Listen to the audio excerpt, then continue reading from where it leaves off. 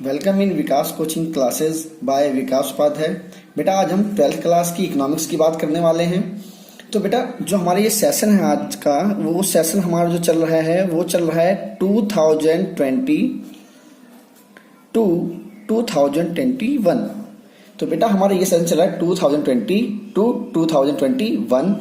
बेटा पहले तो हम ये देखते हैं कि हमारा सिलेबस क्या है। तो जो हमारा सिलेबस है बेटा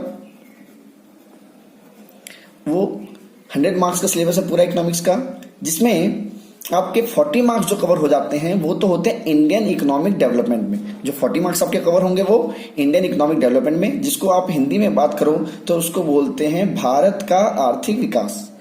और सेकंड बुक आपकी बेटा है वो है मैक्रो इकोनॉमिक्स, जिसको हम बोलते हैं समष्टि अर्थशास्त्र। यानी कि 40 मार्क्स की वाली बुक है आपकी और 40 मार्क्स की वाली बुक है, यानी कि दोनों की वेटेज सेम है, किसी की कमियां ज्यादा नहीं है। और 20 मार्क्स का प्रैक्टिकल होगा, वो भी कहीं बाहर से नहीं होगा बेटा, वो भी आपके सिलेबस से ही होगा। ठीक है, तो आज जो हम सिलेबस करने वाले हैं वो करने वाले हैं इकोनॉमिक्स का, और जिसमें से आज हम पढ़ेंगे मेन जो हम लेकर के चलेंगे बुक, वो पहले लेकर चलेंगे मैक्रो इकोनॉमिक्स। तो बेटा मैक्रो इकोनॉमिक्स के बारे में हम जो भी पढ़ेंगे बहुत डीप में पढ़ेंगे वो, और एक एक टॉपिक को बहुत ही अच्छे से क्लियर करेंगे। ठीक है, तो बहुत ही ध्यान से बस आप सुनते रहिए। ठीक है, बाकी क्लियर कराना मेरी गारंटी है।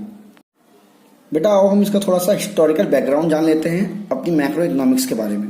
तो बेटा ये बात है हमारी ईयर 1936 की।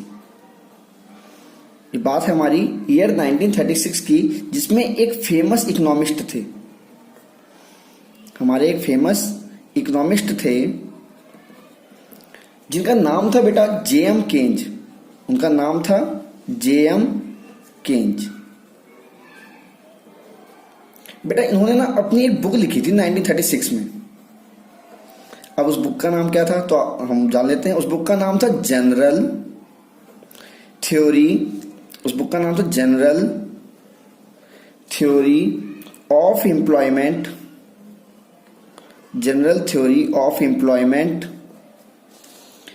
Interest, general theory of employment, interest and money.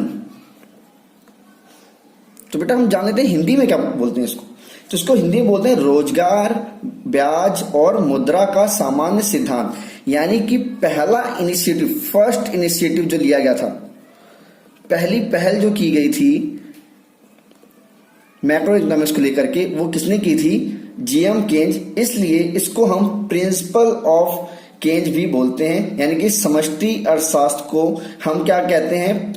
Principal of Keynes. यानी कि अंदर की बात है बेटा, एक बहुत बड़ा रिवॉल्यूशन आया था, एक बहुत बड़ा क्रांति आया था, जिसको केन्जीय क्रांति भी कहा गया था।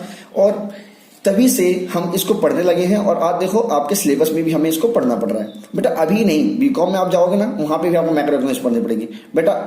आप बीए में करोगे ना बेटा, उसमें भी आपको पढ़नी पड़ेगी बेटा। ऑनर्स करते हैं ना, उसमें भी करनी पड़ती है।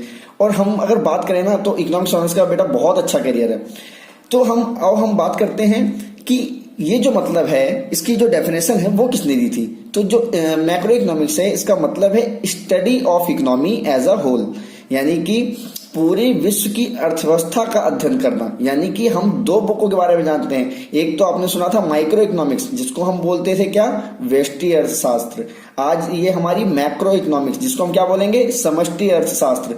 उसमें हम इंडिविजुअल यूनिट की स्टडी करते थे, और यहाँ पर हम पूरी इकोनॉमी की स्टडी करेंगे बेटा। वहां पे हम जो कहते थे, हम कहते हैं इंडिविजुअल डिमांड यानी कि व्यक्तिगत मांग, इंडिविजुअल सप्लाई यानी कि व्यक्तिगत पूर्ति, वहां प्रोड्यूसर इक्विलिब्रियम। ठीक है, वहां पे हम कहते थे कंज्यूमर इक्विलिब्रियम। यहाँ पे हम कहेंगे national income, income and employment. ये सारी हम बातें करने वाले हैं। तो जो study of economy as a whole है, ये किसने बोला था? तो बेटा ये बोला था प्रोफेसर जो थे सैप्रियो। ये डेफिनेशन दी गई थी प्रोफेसर सैप्रियो के द्वारा। ठीक है बेटा, तो हम एक ब्रीफ में जान चुके हैं कि हिस्ट्री क्या थी। क्योंकि बेटा हम जब भी कोई चीज पढ़ने जा रहे हैं तो हमें पता होना चाहिए हम ये पढ़ क्यों रहे हैं, ये चीज कहाँ से आई है। ठीक है, तो हम डीप में नॉलेज लेना जरूरी है। मैक्रो इकोनॉमिक्स जो है बेटा, तो हमने पढ़ा 1936 की बात है। फेमस इकोनॉमिस्ट थे, जे.एम. केन्ज नाम था उनका। उन्होंने एक बुक लिखी थी जिससे हम बोलते हैं general theory of employment, interest and money. और बेटा इसको हम हिंदी में बोलते हैं रोजगार, ब्याज और मुद्रा का सामान्य सिद्धांत। ये जो बुक है ये किसके द्वारा जो लिखी गई थी, ये जीएम केन्स के द्वारा लिखी गई। पहला इनिशिएटिव लिया गया था और मैक्रो इकोनॉमिक्स का मतलब study of economy as a whole, यानी संपूर्ण अर्थव्यवस्था का अध्ययन करना, जिसको किसने बताया था, प्रोफेसर सैप्रियो ने बताया था। ठीक है, आओ हम आगे फर्दर कंटिन्यू करते हैं। चलो बेटा, हम ना इसको बहुत अच्छे से समझने के लिए ना अपना एक डायग्राम ड्रॉ कर लेते हैं ताकि हम थोड़ा इसको और फर्दर अच्छे से समझ सकें। तो बेटा डायग्राम क्या है देखते हैं।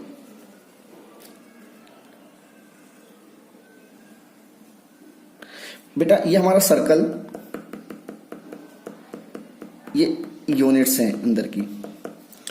बेटा देखो, जब हम बात करते हैं ना, तो जब हम बात करते थे इसकी, जब हम बात करते थे इसकी यानी कि इंडिविजुअल यूनिट, इंडिविजुअल यूनिट जिसको हम बोलते हैं क्या, व्यक्तिगत इकाई।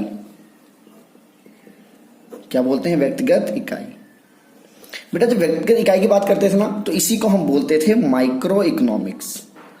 क्या बोलते थे, माइक्रो इकोनॉमिक्स, व्यष्टि अर्थशास्त्र। बेटा आज जो हम बात करने वाले हैं ना, वो इस पूरे की बात करना है बेटा, इस पूरे की, इस पूरे की, ये पूरा जो सर्कल दिख रहा है आपको बेटा, इस पूरे की बात करने वाले हैं। और इसको हम पता क्या बोलेंगे, इसको हम बोल देंगे मैक्रो इकोनॉमिक्स।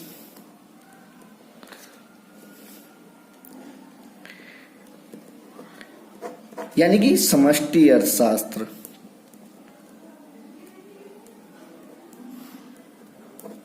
समष्टि अर्थशास्त्र।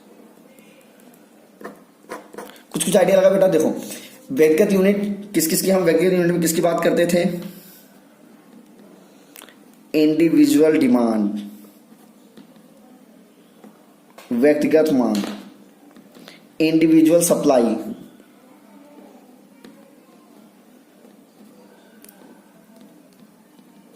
व्यक्तिगत पूर्ति।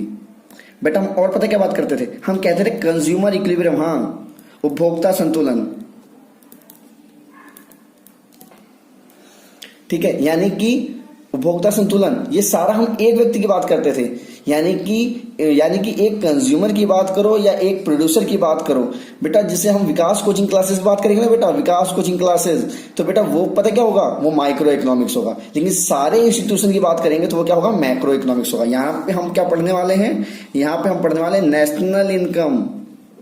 बेटा आपका पहला चैप्टर ही है ये, नेशनल इनकम यानी कि राष्ट्रीय आय।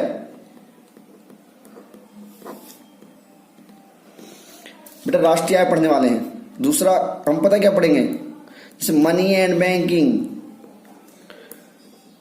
बेटा ये सब चैप्टर्स हम पढ़ने वाले हैं, मैं आपको बता रहा हूं हम क्या क्या पढ़ने वाले हैं इसके अंदर। हम इसके अंदर एग्रीगेट डिमांड पढ़ेंगे, समग्र मांग, यहां पे एक की मांग थी, यहां पे समग्र मांग है, एग्रीगेट डिमांड, एग्रीगेट सप्लाई बेटा इसके अंदर।